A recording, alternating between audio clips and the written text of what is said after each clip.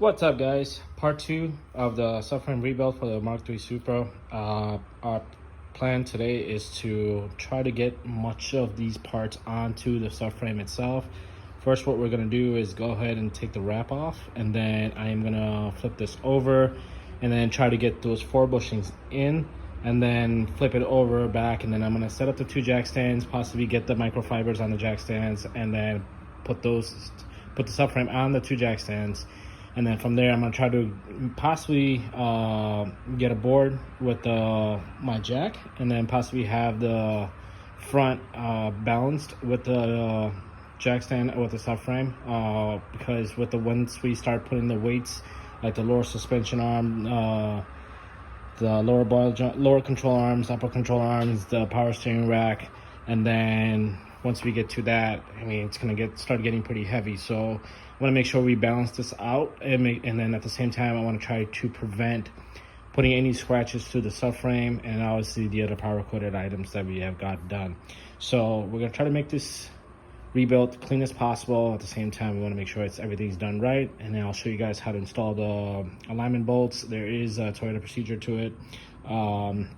It is my first time installing it, so we will be using the Toyota guide to how to install those alignment bolts.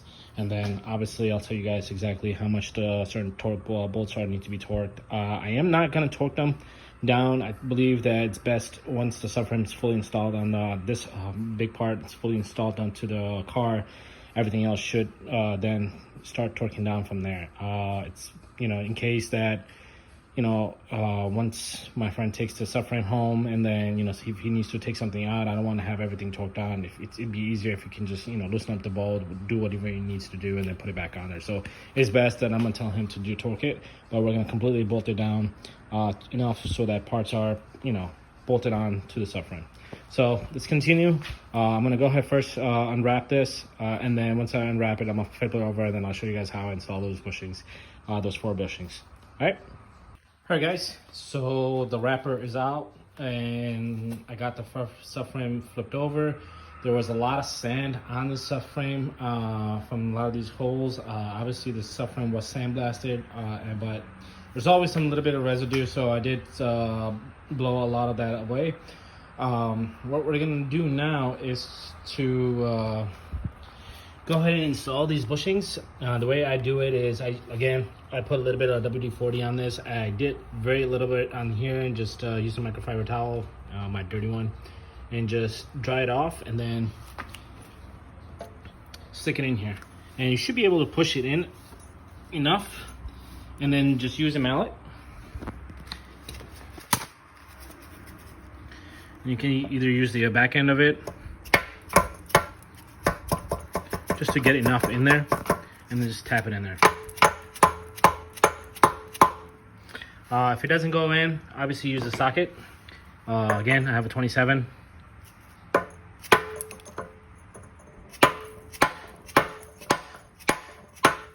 If it doesn't go in, might have to use a little bit more WD-40. I am going to try to take this back out and then and try it again, because obviously everything in these holes were also powder coated, and it's a little dry, so I might have to use a little bit of lubricant just to get the bushings in there. So I'm going to try to get this in. I'm going to take this out again. Obviously it's a little dry, so I'm going to try to get it in, lubricate a little bit, and get this bushing in. All right, so I got one of them in. Let me show you guys how easy this is once you lubricate it a little bit, and it goes right in. You don't even need to hammer it. So we'll show you guys. We got one of them here. Just lubricate it enough. And then we're gonna wipe off the residue, obviously. Once we have this all installed and tipped over, if there's anything leaking on the other end, I'm gonna go ahead and take it out. So obviously you got it enough in here, right? Go ahead and put it in. There you go. All in. So let's do that for the other 2 more. Mess.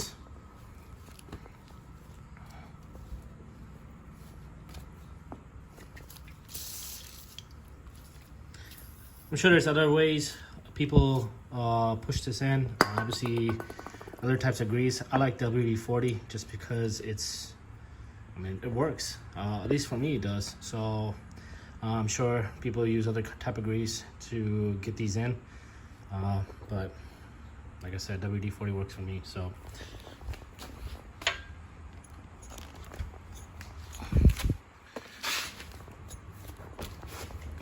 right, this one doesn't want to go in all the way, so I might just use a mallet on that one.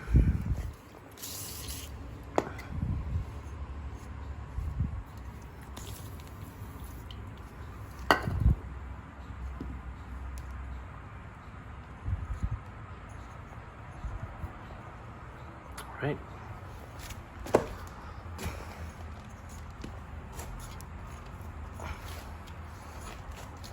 All right, so we got those two in. These guys are giving me a little hard time, so I'm gonna go ahead and use the mallet and get these in. All right.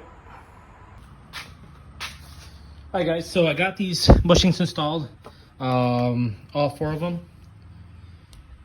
1, 2, 3, 4.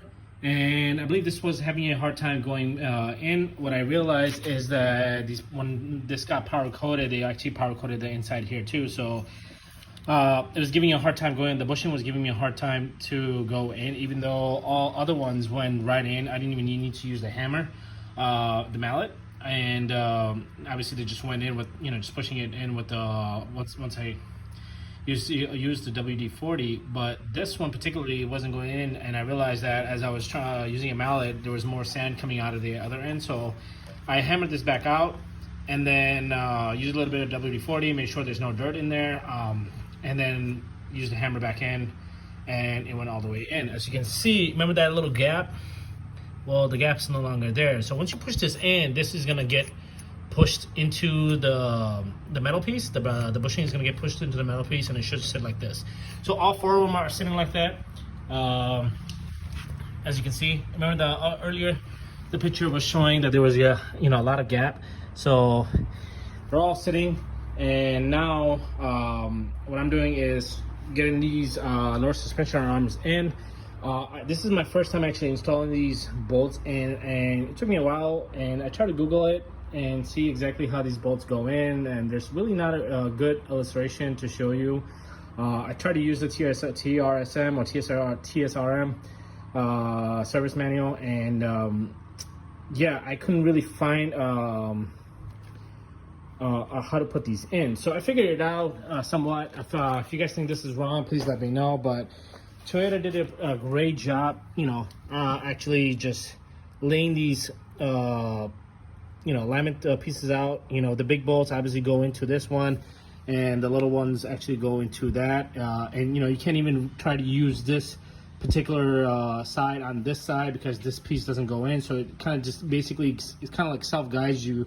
Okay, this is this is the way it goes, and it goes right into the 2 little space.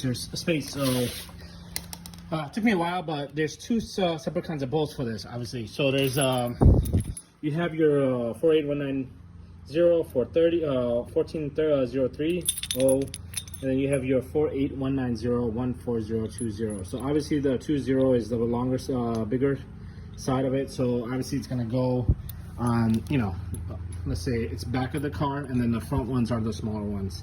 So it took me a while, but hopefully this is right. If you guys think this is wrong, please let me know. But I am 100% sure this is the correct way it goes, because I tried using this on the other end, and the other end on this side, it doesn't fit between these space. So this is the only way this actually goes. So this is actually my first time doing it, and for some reason I feel like it is correct. Because I will be doing the same thing on my car as well, because I need new bolts on my car. But if you guys think this is wrong, let me know. But I'm gonna try to get this side done, and then I'm gonna try to get the lower controller arms installed while this is on its back. On the other side. I was gonna try to get it on the jack stands, but I noticed that there's limited space. And this is starting to scratch up a little bit. There is a lot of sand coming out of here. I try to blow it as much as possible out, and every time I turn it over and turn it back, it's like more and more sand coming out and just scratching up the paint a little bit here and there. So I'm trying to avoid that as much as possible. At the same time, I'm trying to get a lot of sand out of this. I think they did a poor job getting the sand out. You know, I'm sure they tried to get it out as much as possible. There's still a little bit of sand here and there. So other than that, we're gonna go ahead, continue. I'm gonna try to get those installed right now and get these bolts installed. And first, I do need to get this part number out, because once you try to put it in, it starts to scrape off. So I'm gonna completely clean this bolt out and then get the bolt in with the arm. And then once the arm is in, I'm gonna get the lower control arms installed, turn it over, get the upper control arm installed, and then we're gonna go ahead and install the power steering rack, which is there. So stay tuned. What's up, guys? So got the lower suspension arm installed, and guess what? Tell me what's wrong with this. I installed it wrong. Now I have to turn this bitch over and swap them off, because this arm was supposed to go here, this arm is supposed to go here. Obviously this needs to sit like turned up there. Yeah, so that's what happens when you install it backward, upside down, not paying attention. So fun for me.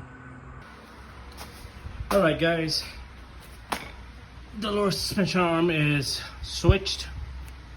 I believe one of the lower control arms were installed wrong, so it's correctly turned over and installed correctly. One of them is missing a bolt. I have to find a bolt. I think I have an extra one. I'll have to dig around to see if there's an extra one laying around somewhere here, but yeah. The lower suspension arm is installed. All the alignment bolts are installed. I got the upper control arm installed as well, but I am not gonna completely bolt this in. I am going to wait, because this needs to be taken out when you do install the suspension, I believe. So I do want to leave this open like this. Not completely bolted in. It's hand tightened right now. Power steering rack is installed or just mocked up at the moment. I do need to bolt that in. This one still has fluid in it, so it's getting on the new power coated suspension arm, so I am going to need to clean this up a little bit. But other than that, the lower control arm is installed, upper control arm is installed, the alignment bolts are all installed as well, with new bushings. And I did tighten that with hand. I do want to completely bolt that in until the suspension is all the way installed, with the subframe and everything in the car. Then I would recommend to bolt that in all the way. I believe the lower control arms, needs to be bolted to 97 foot-pounds of torque. I will double check that, and I'll post the details later on all the bolts and what they need to be torqued down to. But yeah, it's pretty much almost all done. I do need to cut those dust shields out and then install that onto the frame, and then I will need to grind these Evo brakes down so that way this sits flushed with the caliper and then installed onto the spindle.